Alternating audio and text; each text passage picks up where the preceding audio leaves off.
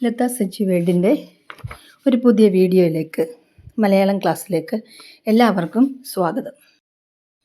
SCERTയുടെ പരിഷ്കരിച്ച 5ാം ക്ലാസ്സിലെ അടിസ്ഥാന പാഠാവലിയിലെ ആദ്യത്തെ യൂണിറ്റാണ് ഇന്നത്തെ നമ്മുടെ വീഡിയോയിലെ പ്രതിപാദ്യം.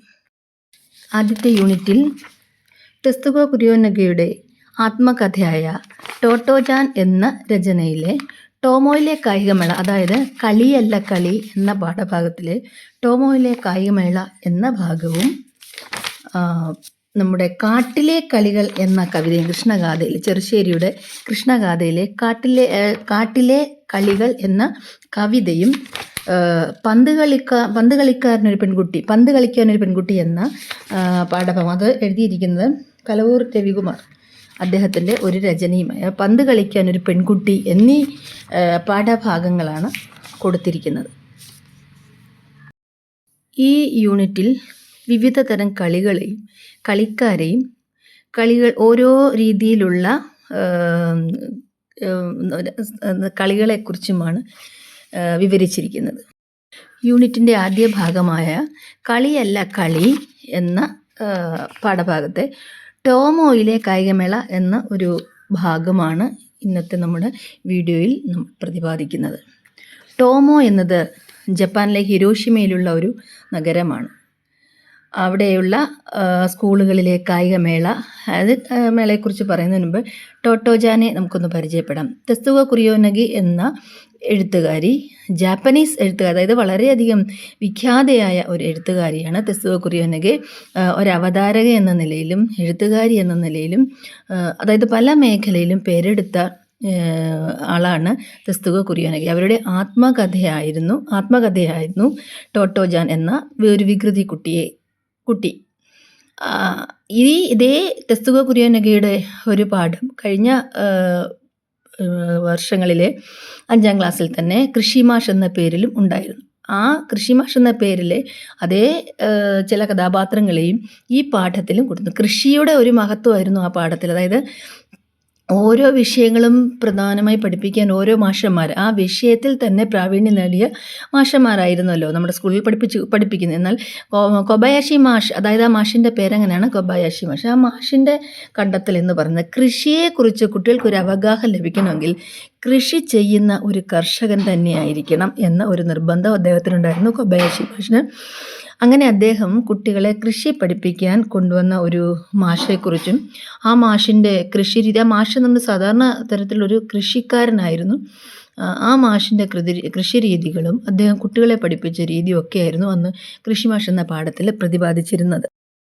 ഇവിടെയും കൃഷിക്കൊരു ഊന്നൽ കൊടുത്തുകൊണ്ട് തന്നെയാണ് ഇവിടെ ഈ പാഠത്തിൽ കായികമേളയിൽ വിജയിച്ച കുട്ടികൾക്ക് അല്ലെങ്കിൽ കുട്ടിക്ക് അദ്ദേഹം നൽകിയിരുന്നത് 1ാം സമ്മാനം ഒരു നല്ല ചേന, പിന്നെ അങ്ങനെ ഓരോരുത്തർക്കും കൊടുത്തിരുന്ന കൃഷിയുമായി ബന്ധപ്പെട്ട ചില ഫലങ്ങളും അങ്ങനെയുള്ളതായിരുന്നു അദ്ദേഹത്തിൻ്റെ സമ്മാനങ്ങൾ. ഇവിടെയും കൃഷിയെ കൂടി പരിപോഷിപ്പിക്കുക, കളികളോടൊപ്പം തന്നെ കായിക വിനോദത്തോടൊപ്പം തന്നെ കൃഷിയെ കൂടി പരിപോഷിപ്പിക്കുക എന്നൊരു ആശയവും കൂടി നമുക്ക് ലഭിക്കുന്നുണ്ട്. കൂട്ടുകാരെ, ഈ പാഠത്തിലെ ഈ ചിത്രം കണ്ടപ്പോഴാണ് ഇതുപോലെയുള്ള ധാരാളം സാഹസികങ്ങളായ ഗെയിമുകൾ നിറഞ്ഞ ചില ചാനലുകൾ നമ്മുടെ ടെലിവിഷനിലുണ്ട്, കണ്ടിട്ടുണ്ട്. അതിനൊരു പേര് പറയാൻ ഓർമ്മയിലില്ല. ഈ ചിത്രം കണ്ടപ്പോഴാണ് ഞാനും അത് ഓർത്തത്. ഇതൊക്കെ വളരെ നിസ്സാരമാണ്. ആ ചാനലുകളൊക്കെ കണ്ടാൽ വളരെ രസകരമാണ്. പോലും റിസ്ക് ഉള്ളതാണെങ്കിൽ പോലും അത് വളരെ രസകരമായ ചില കായികമേളകളായിരുന്നു. അപ്പം നമുക്കിനി പാഠത്തിലേക്ക് പോകാം. ടോമോയിലെ കായികമേള. മറ്റെന്തിനുമെന്ന പോലെ ടോമോയിലെ കായികമേളയ്ക്കുണ്ടായിരുന്നു ഒരു അപൂർവത. എന്തായിരിക്കും അത്?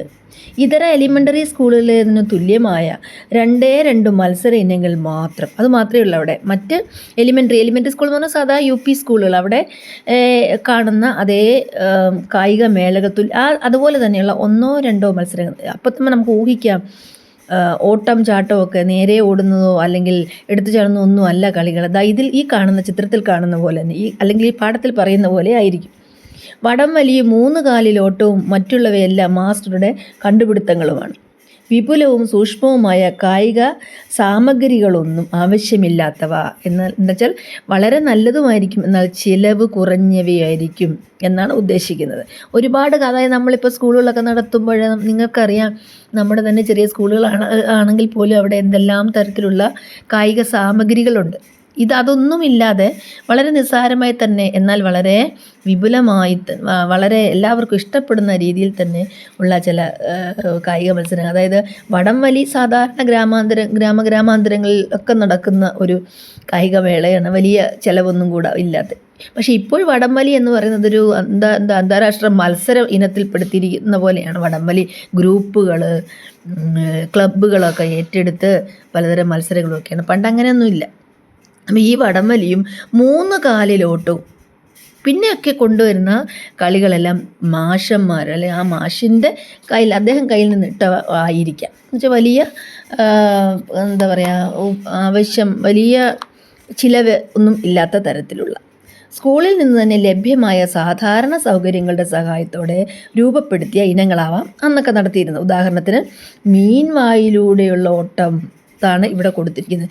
മീനിൻ്റെ ആകൃതിയിലുള്ള ഒരു കുഴൽ വെച്ചിട്ട് അതിൻ്റെ അകത്ത് കൂടി ഓടി ആദ്യം എത്തുന്ന ആൾക്ക് സമ്മാനം, അതാവും ഉദ്ദേശിക്കുന്നത്.